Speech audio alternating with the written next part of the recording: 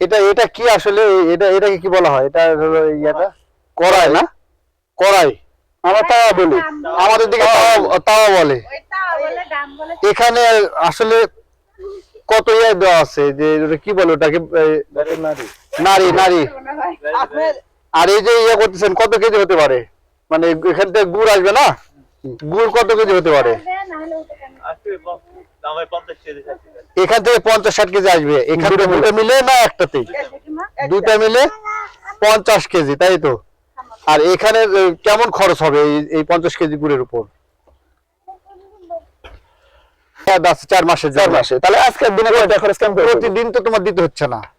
না, কিন্তু এই খরচও তার মধ্যে পড়বে তো।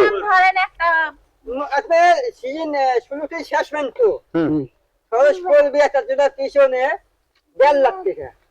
1.5 লাখের বেশি। 1.5 লাখ টাকা নিম্ন নিম্ন 1.5 লাখ এক জোড়ার পিছনে। একজনের পিছনে। মানে আপনি যে কাজ করছেন, আপনাকেও? আমার বেতন, হ্যাঁ গাছের দাম, ফলির দাম। হ্যাঁ। এই রসটা তুলে পানিতে রাখলে বোঝা যাচ্ছে যে গুড় হবে কিনা। ভাই এই যে ঝাঁকাইতেছে এগুলোই তো আপনার নিতে হবে। মারো ডাকতে হবে তেরা চলে যা।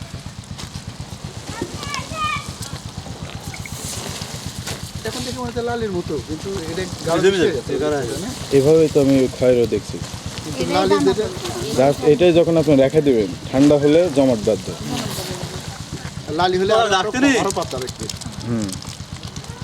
ভাই এটা নিয়ে যাবেন কি করে এত বড় জিনিস? এই জায়গাতে রাখতে নেই, দেখেন আপনারা সমস্যা নেই।